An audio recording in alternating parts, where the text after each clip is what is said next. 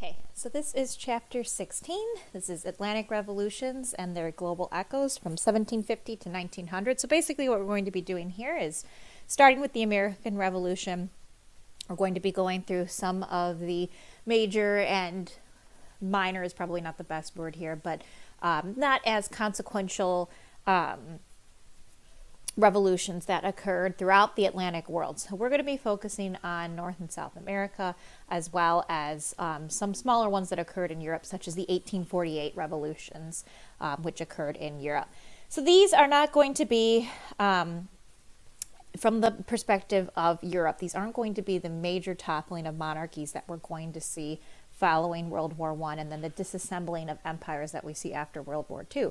But they are very significant in that the foundation for the eventual topping of monarchies is going to happen then. And also because the independence of many nations were won through these revolutions. So, of course, we know we have a wide lens when we talk about world history from this perspective. We don't get to go into too much detail about each individual one, but we want to mention them so that we can understand where we are going and where we have been. So with that in mind, this is really long, and you don't have to write it down, this introduction. It's actually listed on page 691 of your book, but I think it's a really interesting example, and it talks about Haiti, which the Haitian Revolution, which we'll talk about, was hugely significant, and that it was the only fully successful slave uprising or slave rebellion in the modern history of slavery. And when we talk about injustice, it's important to understand how did we get here. And so we use this relatively modern example, and then we're going to go back in time and talk more about, well, how did we get to this point?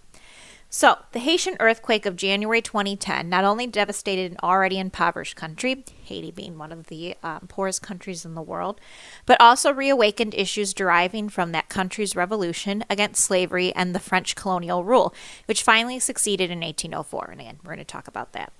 21 years after its independence, the French government demanded from Haiti a payment of 150 million gold francs in compensation for the loss of its richest colony and its quote-unquote property in slaves. Their words, not mine. With French warships hovering off shores, Haitian authorities agreed to make the heavy payments even after they were somewhat reduced. Haiti took out major loans from French, German, and North American banks. As we'll see, that would be that amount in today's money would be somewhere around $17 billion. Repaying these loans, finally accomplished in 1947, represented a huge drain on the country's budget. In 2010, with the country in ruins, an international petition signed by over 100 prominent people called on the French government to repay some $17 billion, effectively returning the independence debt extorted from Haiti 185 years earlier. While the French government dismissed those claims, the issue provided a reminder of the continuing echoes of events from an earlier age of revolution.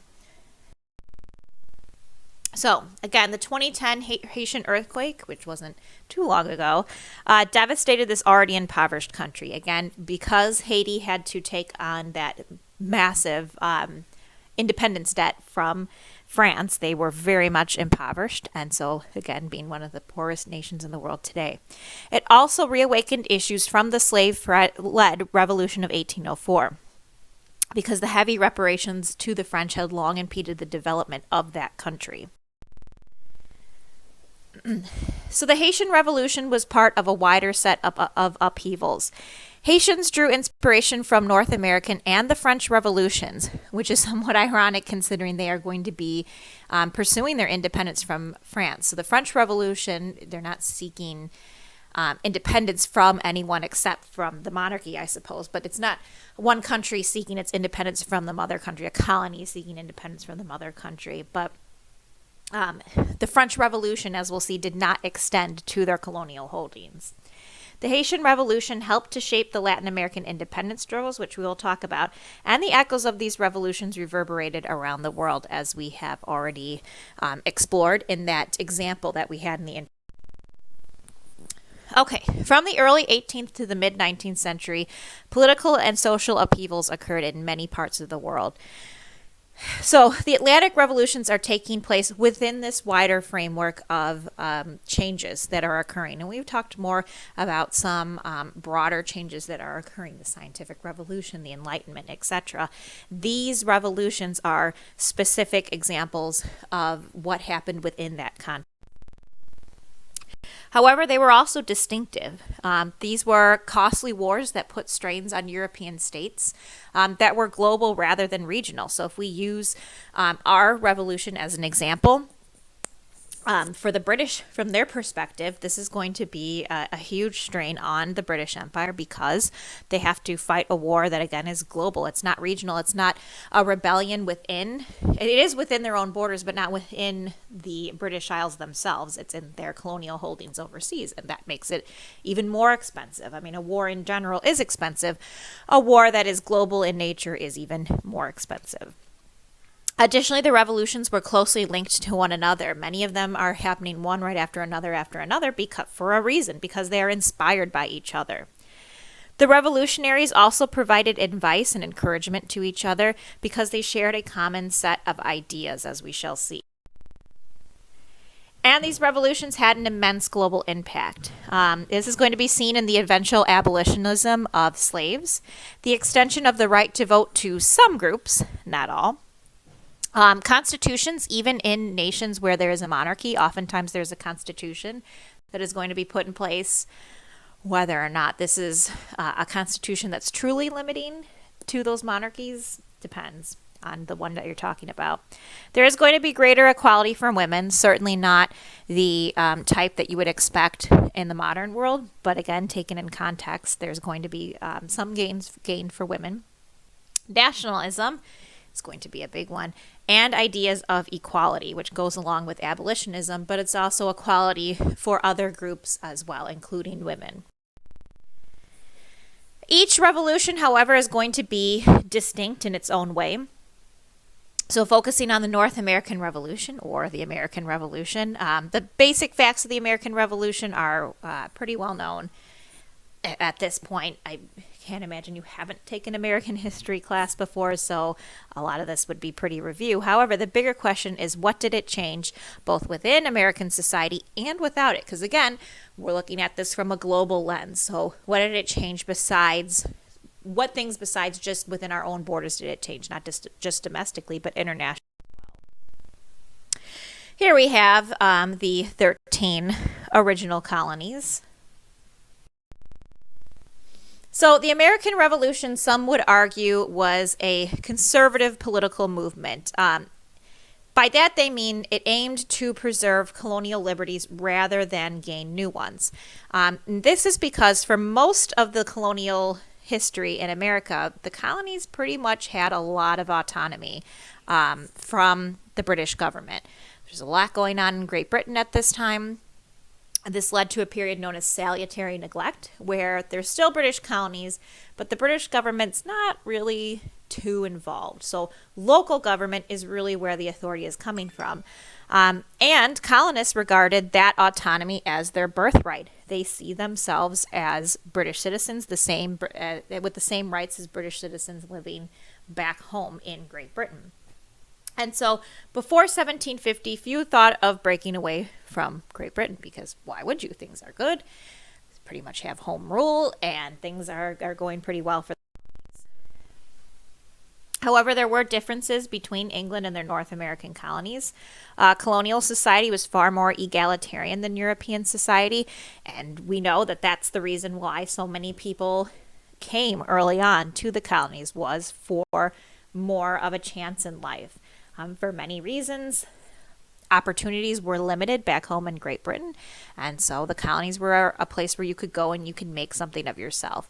You could gain land for yourself, which was the equivalent in many ways of gaining political rights as well as economic independence. So much so that we know that a huge number of the even white settlers of the colonies literally sold themselves into slavery for a time in order to achieve a better life for themselves. So because of that, it has more egalitarian elements. than back in Great Britain. In manners, the British colonists were Republican well before the Revolution because of this. And again, because they had long participated in local rule, given that the British government was mostly hands-off. However, we know that this changed when Britain made a new drive to control their colonies and get more revenue from them in the 1760s. Prior to this, Britain was engaged in a global war with France. It's called the 7 Years' War in Europe, or the French and Indian War in American history. It was hugely expensive, and so they need to start enforcing taxes. Some of the taxes are new. Some of them are taxes that were in place, but not really enforced. Again, they were pretty hands-off. And when these were imposed on the colonies, there was an uproar because, again, the colonists were not represented in the British Parliament where these decisions were made, and they were long accustomed to pretty much making decisions on their own and ignoring rules that they didn't really want to follow. So Britain appeared to deny the colonists' identity as true Englishmen because, again, of that lack of representation. Also colonial economic interests were challenged because Britain had attacked the established colonist tradition of local autonomy. They're not able to, basically circumvent those laws and those taxes and those tariffs that they don't really want to follow. One of the new restrictions put in place was that they had to send, I shouldn't say new restriction, a restriction that they actually enforced was that they had to send all goods to Britain to be sold from there. So Britain had to be the official middleman. That technically was supposed to be the rule, but again, it's not really enforced, and the colonists were selling their crops and their goods pretty freely to other nations. So again, now economic interests are being challenged. Their tradition of being able to decide for themselves how they want to govern themselves is being challenged as well. So British North America was revolutionary for the society that had already emerged, not necessarily for the revolution itself. There's not going to be a really significant social transformation that comes with independence from Britain.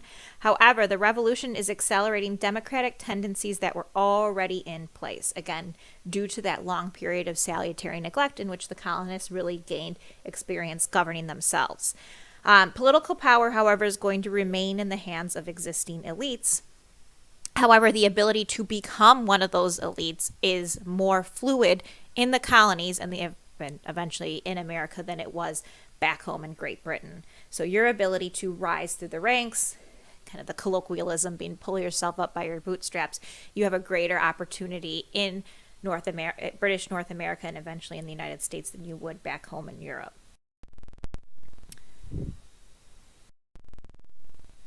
So, many Americans thought that they were creating a new world order.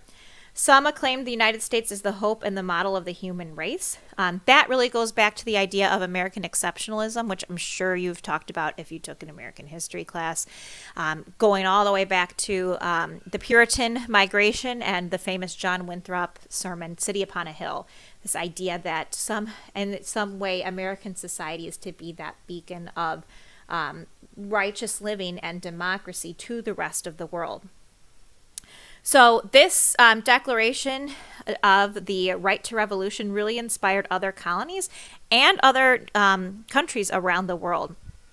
And the U.S. Constitution was one of the first lasting efforts to put Enlightenment political ideas into practice and will be copied by other revolutions that we're going to be talking about. All right. So the French Revolution happens shortly after the American Revolution. And that's not a coincidence. It was very much inspired by the American Revolution. So again, all these revolutions are going to be inspiring one another. They're not occurring in a vacuum. They are very much influenced by one another. Additionally, thousands of French soldiers had fought for the American revolutionaries. The French government was an ally. Again, you probably remember this.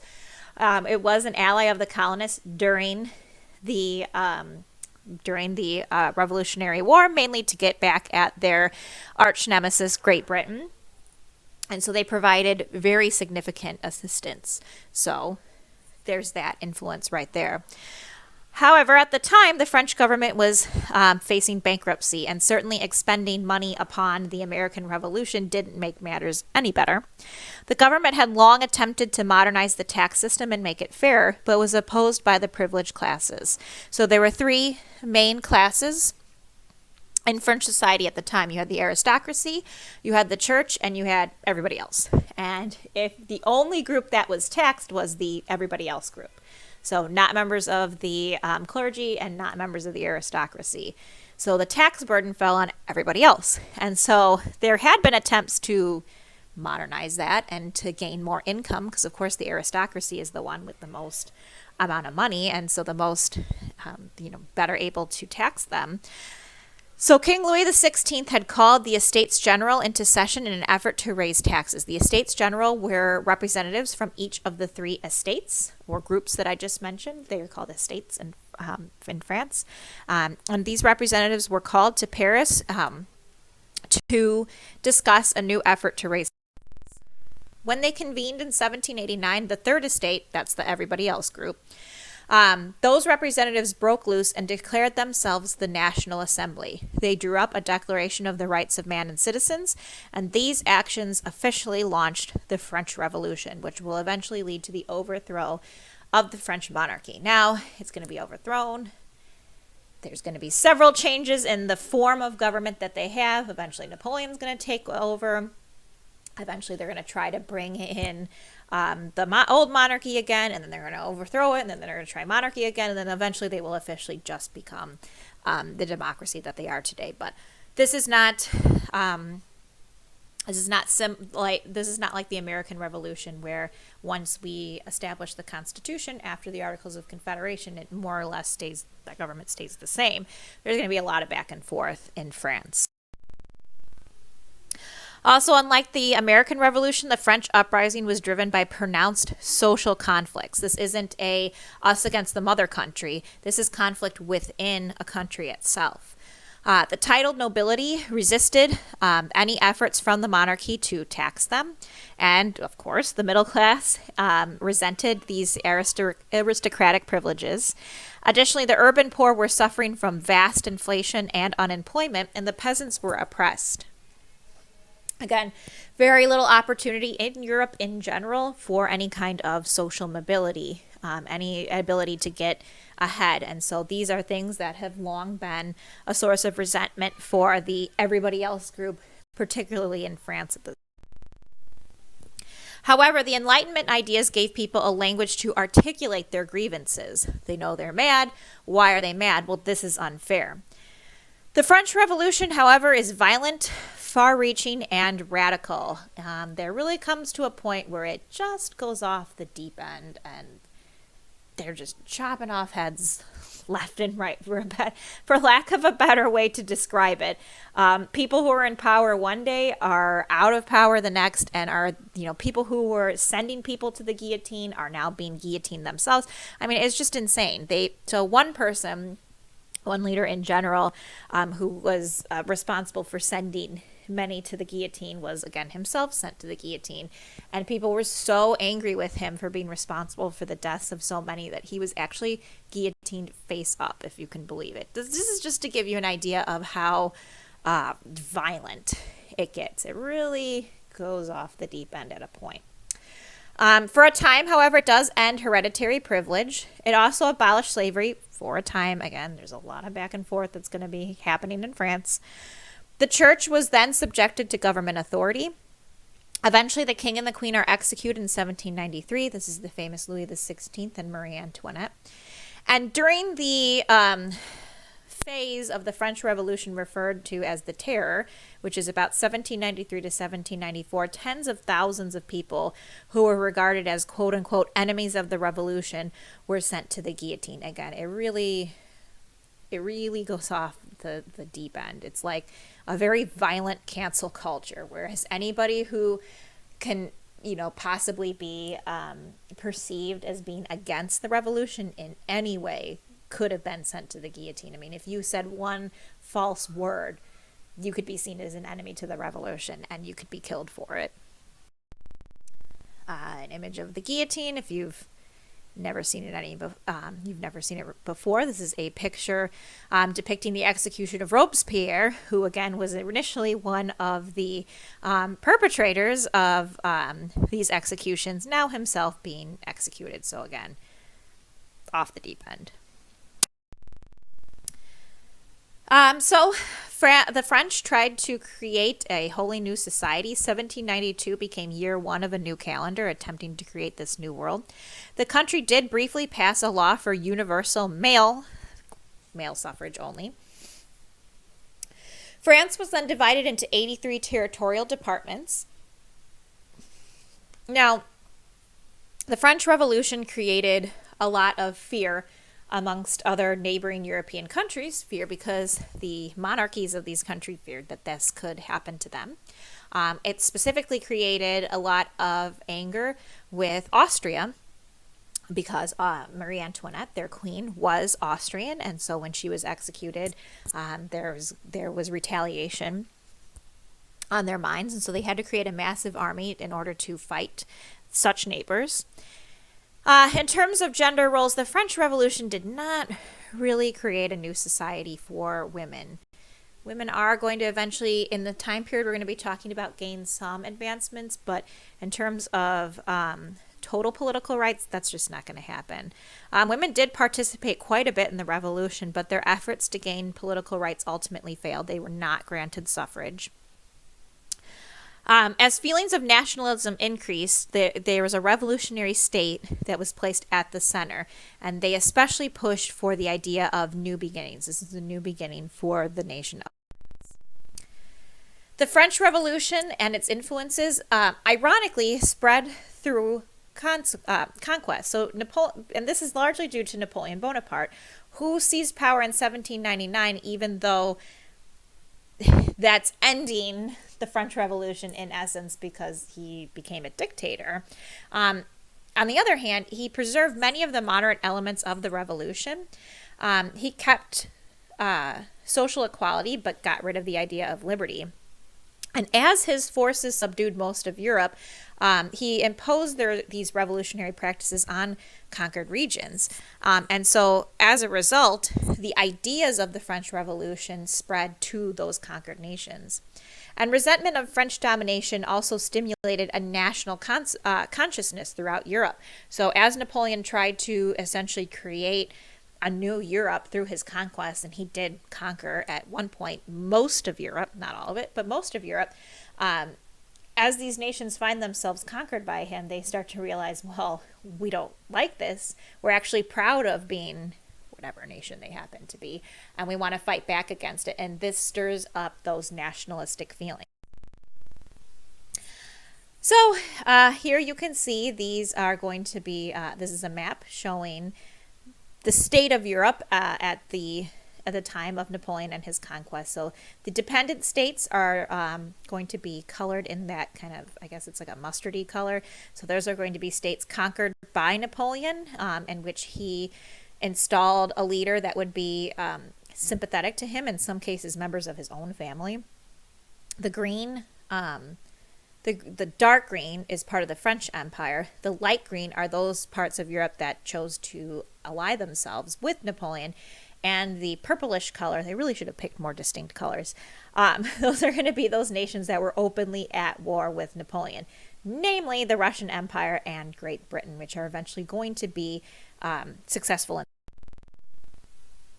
So, switching gears now and talking about the Haitian Revolution, which lasted from 1791 to 1804, starting in what was then known as Saint Domingue and is later going to be called Haiti. If you didn't know, Haiti is part of an island in the Caribbean. It shares an island with the Dominican Republic, and there it is pictured in the map to the right. So the eventual Haiti, then Saint Domingue, was regarded as the richest colony in the world. This is a colony that is primarily growing sugar for France. It was a French colony. Sugar at the time was highly profitable. I think I mentioned before, sugar requires a very, very specific environment in which to grow.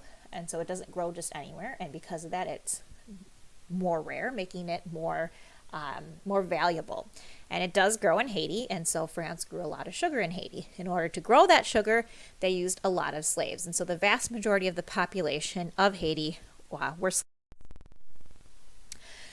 So this is occurring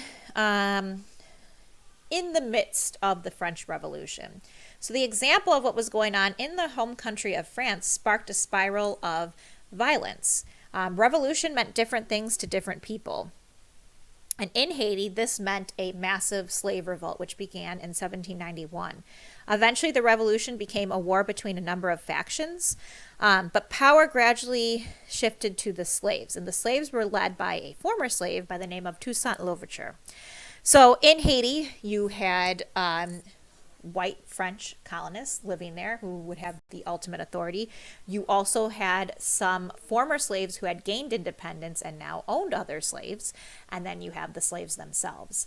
And so there you have a very divided group. And the slaves themselves are actually going to be the ones who gain ultimate they win in the end. They're the group that actually wins. And the disaffected groups, the white planters and the former slaves who owned slaves, who lost, many of them are actually going to flee to the state of Louisiana. And they're going to take that unique culture there with them. And so that's why in Louisiana, specifically in New Orleans, for many other reasons, but also because the influence of these Haitian refugees, you have a very interesting society in which you also have a very vibrant community of, as they were called at the time, free people of color living in Louisiana. So the Haitian Revolution got violent, as you can see, by these French soldiers being hanged by the former the slaves who had won their independence.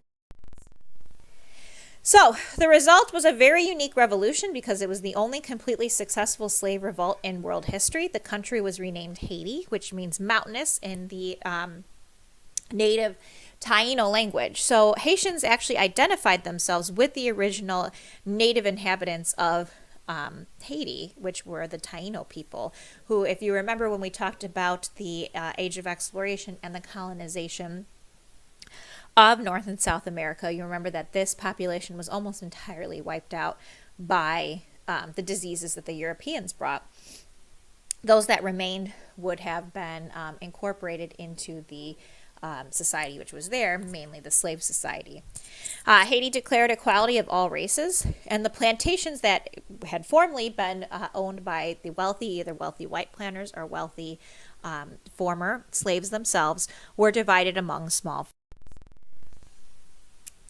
However, the destructiveness of the revolution, the continuing internal divisions, and external opposition led to poverty and unstable politics. And we talked at the beginning of that independence debt that the French enforced upon Haiti, which is going to be a huge economic drain on the nation. Haiti's success generated great hope and great fear. So great hope among slaves around the world and great fear amongst slave owners.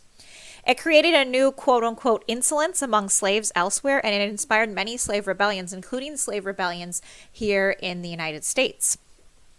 Word got out, of course, not as fast as it would today, but word got out that, hey, the slaves rebelled in Haiti and they won. They not only won, but they created a whole new country for themselves. And so that inspired other slave rebellions, none as successful as the Haitian Rebellion. Of course, it caused horror among whites, and it led to more social conservatism. It led to a lot of an increase on the restrictions of slaves. In the United States, new slave codes were put in place that greatly restricted the movements of slaves. It increased slavery elsewhere as plantations claimed Haiti's market share, and Napoleon's defeat in Haiti convinced him to sell the Louisiana Territory to the United States. Napoleon will try to recapture Haiti, and he loses.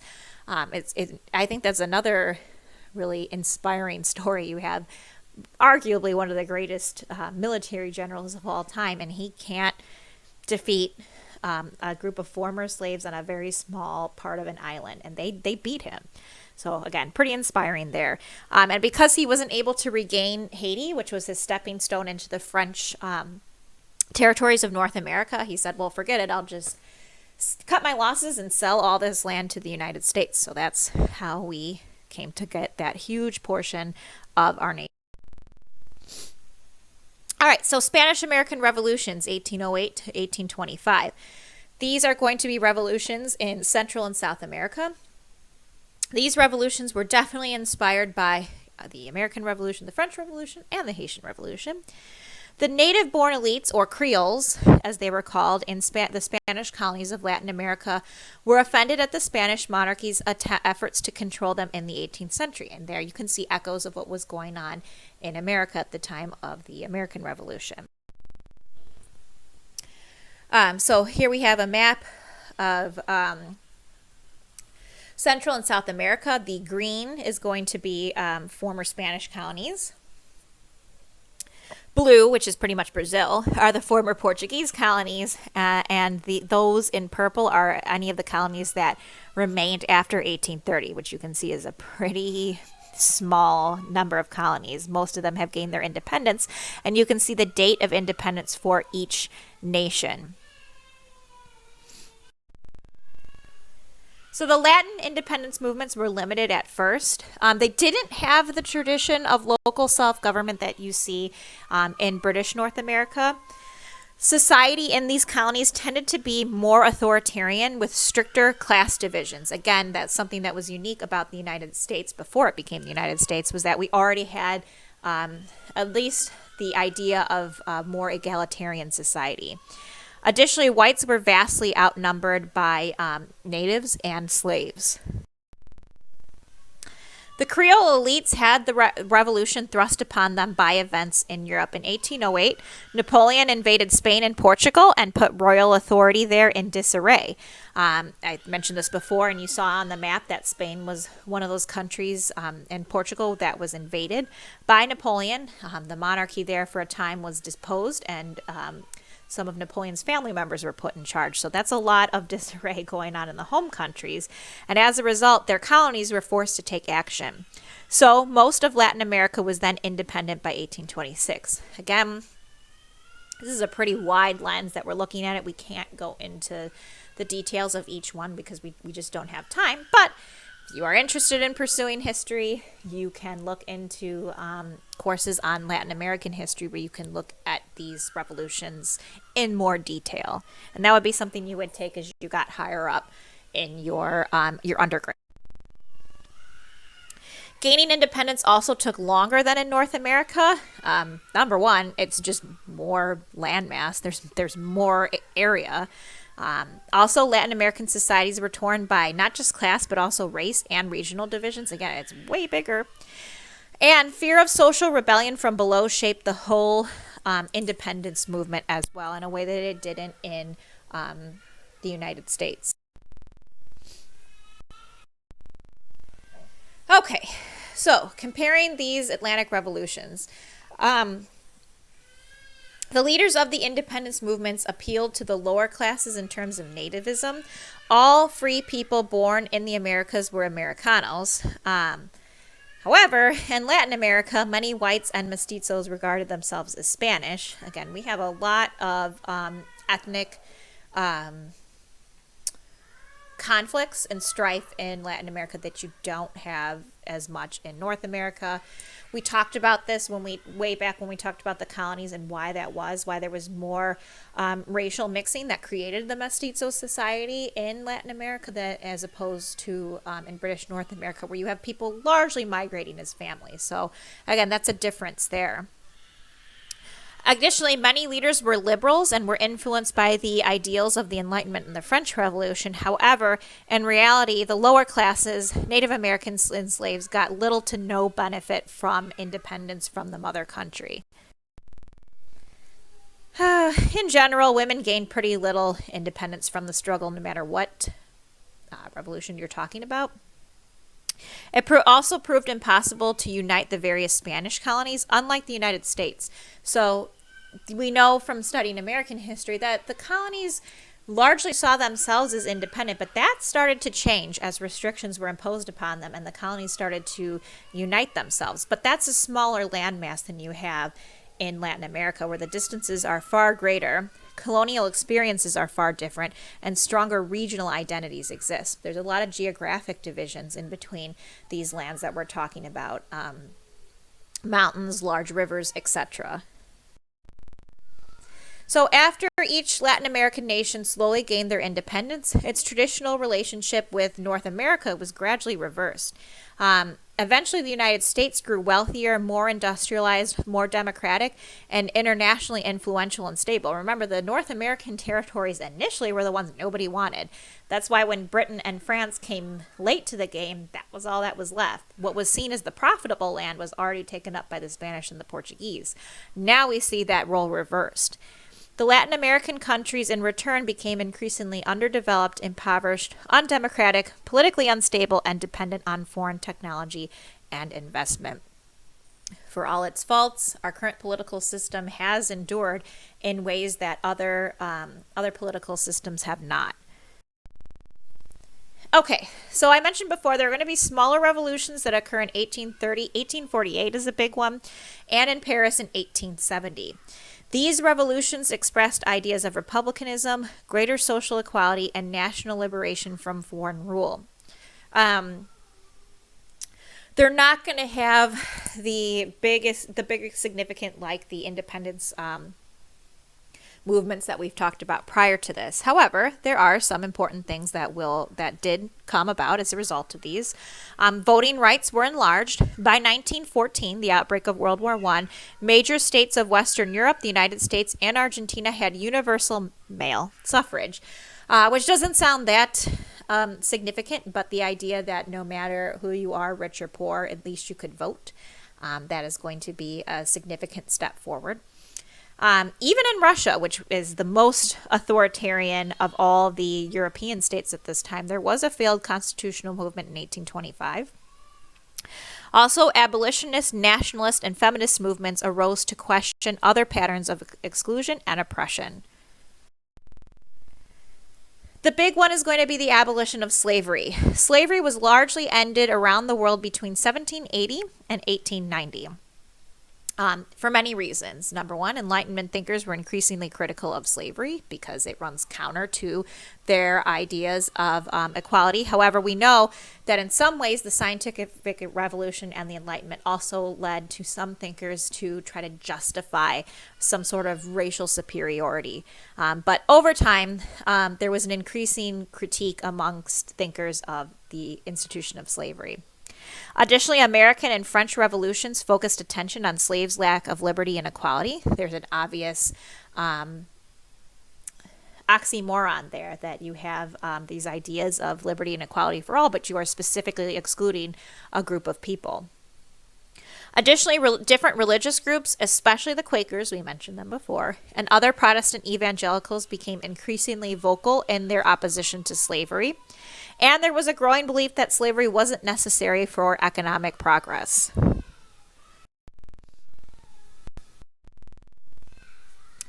Also, 3 major slave rebellions in the British West Indies showed people that slaves were discontent, and the brutality of the suppression of these slave rebellions appalled people.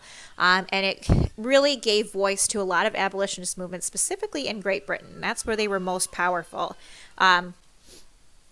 So Great Britain is really going to be the first of the European nations to make steps to outlaw slavery. Again, slavery was initially temporarily outlawed during the French Revolution, but Great Britain starts in 1807, a little bit later, starting to forbid the sale of slaves within its empire. In 1834, they emancipate all slaves within the British Empire. And other nations then followed suit over the next 50 years under growing international pressure. Finally, most Latin American countries abolished slavery by the 1850s. Brazil is the last to do so in 1888. And additionally, the Russian serfs were emancipated in 1861. Interesting comparison there. I actually did a paper on this in grad school. The condition of the serfs versus the condition of slaves. Russian serfs, they're not technically slaves, but they were very much limited in their freedom. And so it's not a coincidence that they were finally emancipated in 1861 as a result of this growing call for abolitionism.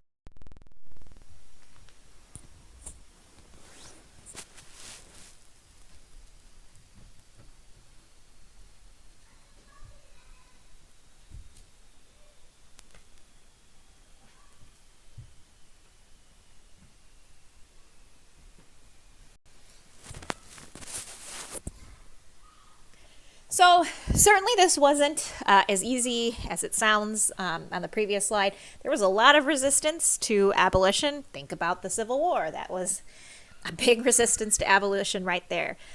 Also, abolition often didn't lead to expected results. There was usually very little improvement in the economic lives of the former slaves, and we can look at the United States there as the perfect example, in which most slaves ended up in a cycle of poverty due to sharecropping, which really wasn't much of an improvement on their existence before. The unwillingness of former slaves to work on plantations also led to a new wave of global migration, especially from India and China, in which people who owned these plantations looked for new, cheaper labor in order to try to continue on with their previous way of life. And few of the newly freed slaves gained anything like political equality. Again, look at the United States as an example, and we can see that there's still ongoing reverberations from abolition. It didn't gain instant equality for the former slaves, else we wouldn't have continuing issues of race in our society today. Looking at the Russian serfs, they mostly remained impoverished as well. More slaves then were used within Africa to produce export crops, and in the Islamic world, slavery persisted, but freeing slaves was highly encouraged as well. So it is an abolition of slavery in general. However, abolition and equality are two separate things, as we can see. Oh, nationalism. All right. Nationalism is a big topic, and we're attempting to tackle it in a couple slides here, but it's so in depth that there are whole classes that you can take on nationalism. In fact, I took one in my undergrad to give you an idea of how broad this is. Even the definition of nationalism is debated by historians, so yeah, it's kind of hard to just talk about briefly here, but we'll do our best. So, revolutionary movements gave new prominence to a more recent kind of human community, the nation. The idea existed that humans were divided into separate nations, each with a distinct culture and territory. Deserving an independent political life is like a broad definition of nationalism, though again, historians love to debate even things such as definitions, and they debate the definition of nationalism. So for our purposes, we're going to use that as a definition. Before the 19th century, foreign rule in and of itself wasn't regarded as like this heinous thing. Most important loyalties were to the clan, village, or region. For a lot of people, if a foreign nation came in and took over your territory, it usually didn't really change your life that much. Again, your loyalty is to your clan or your village. That's not going to change by, you have a new king, and your day-to-day existence doesn't change much at all. You're just trying to produce enough to keep, food to keep your family going. So again, it wasn't that big of a deal for the average person, that is. For the monarchies that get overthrown, definitely a big deal. So this is a map of nations and the empires of Europe circa 1880. It's important to note that this is 1880 because this is after the unification of two new countries, new at the time, of Italy and Germany, which prior to this were not unified nations. There. Also, the migration to cities or abroad weakened local allegiances. As industrialization takes hold, people are starting to move to cities in search of work, and so your local, your allegiance to your local village is going to be weakened there. Also, printing standardized languages. This is going to be is hugely significant. You look at Italy as an example. The Italian spoken in southern Italy and Sicily, was almost unintelligible to people living in northern Italy. And so as printing became standardized, those local dialects start to wane. Nationalism was often presented as a reawakening of older cultural identities. Again, Italy is a good example. The Roman Empire, which was centered in Rome in Italy, that was used for nationalistic purposes. Nationalism was enormously powerful in the 19th century. Again, it inspired the political unification of Germany and Italy, and it also inspired separatist movements. So it can bring people together and it can drive people apart. Greeks, Serbs, Czechs, Hungarians, Poles, Ukrainians, the Irish, Jewish people. All of these these groups are going to push for their own country, to break away from the nation in which they're living and to create their own. And that's going to be hugely significant when we talk about the outbreak of World War I. It also fueled pre-existing rivalry among European states, also important for World War I. And so as a result, there were new efforts to instill national loyalty in citizens with varying results.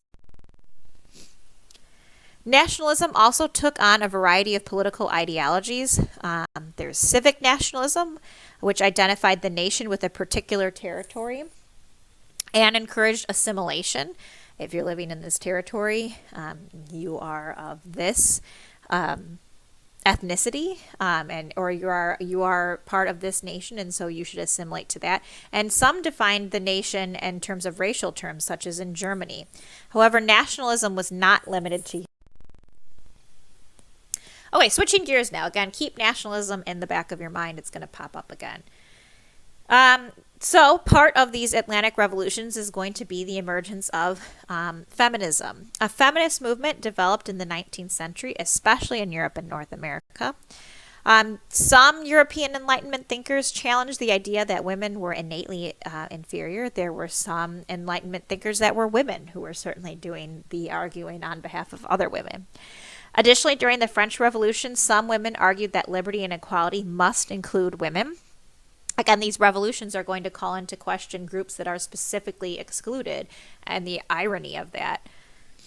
Middle-class women are going to find more educational opportunities and less household chores. We talked about this before, but for many women, in times gone by, if you were not wealthy enough to employ people to do work for you, household work literally took up all of your day because you did not have the labor-saving devices that we have today, things like washing machines, dishwashers, modern ovens and stoves, etc.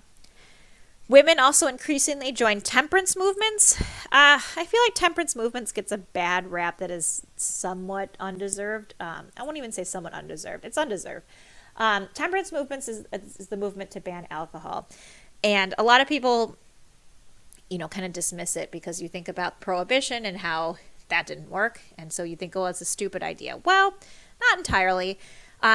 There's a reason why many women participated in temperance movements, and that's because they were fighting for other women. Alcoholism was a big problem in industrialization. Now, that was because people were so ground down by poverty that many men found an escape in alcohol.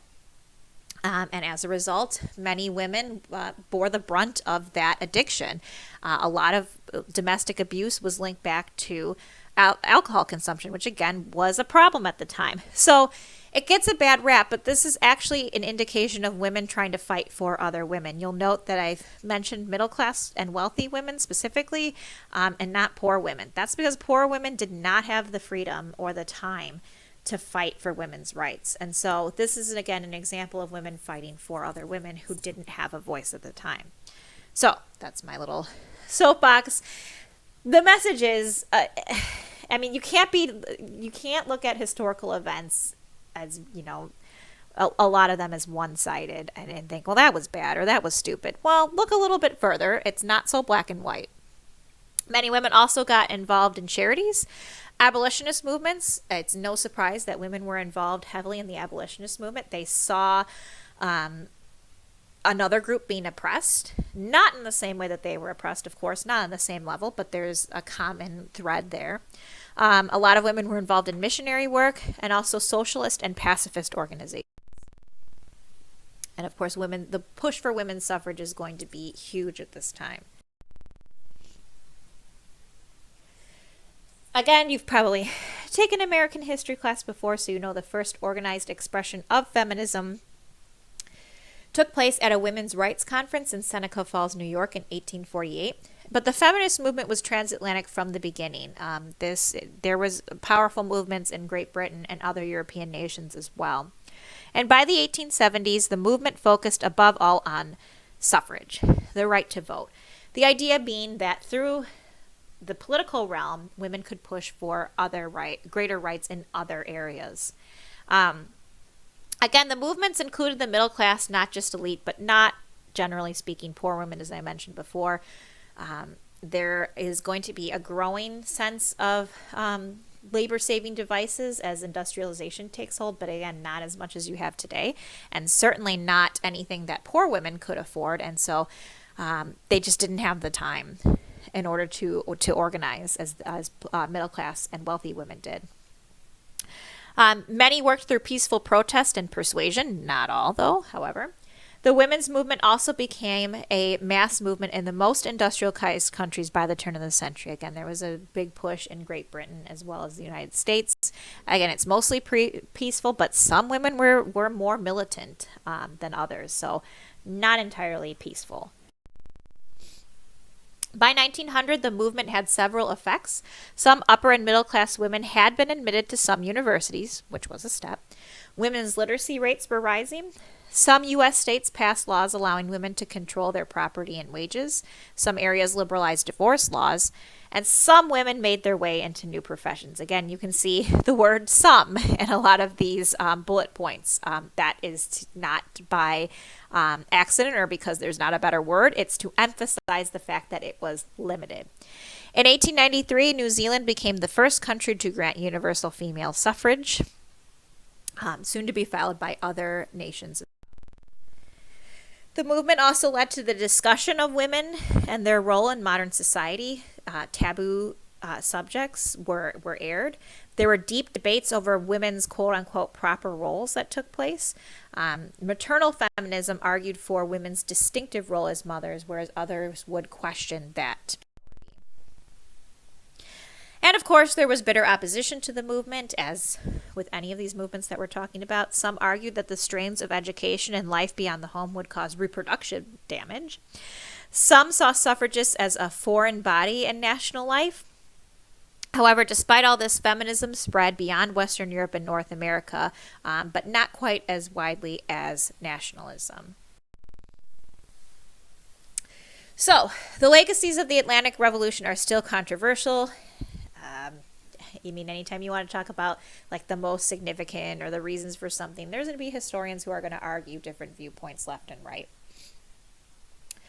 To some people, they opened up new worlds of human potential. The revolutions, however, also had many victims, critics, and opponents. Conservatives believed that societies were organisms that should evolve slowly and that radical change invited disaster, and that's not entirely a false statement.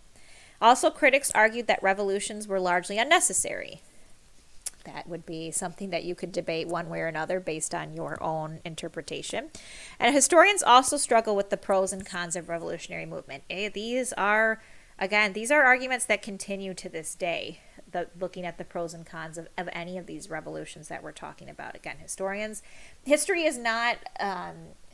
it's not stagnant. It's always changing as historians look at things in a different way, or they look at, new documents come to life, or old documents are examined in a different way. The interpretation of history is constantly changing. So, for this chapter question, read sources 16.1 through 16.5 and answer the following question. Based on these sources and text narrative, which groups opposed the Atlantic revolutions, and significantly, why did they do so? Not just, again, who is opposing this, but why are they opposing them? What is their viewpoint? What's the narrative there?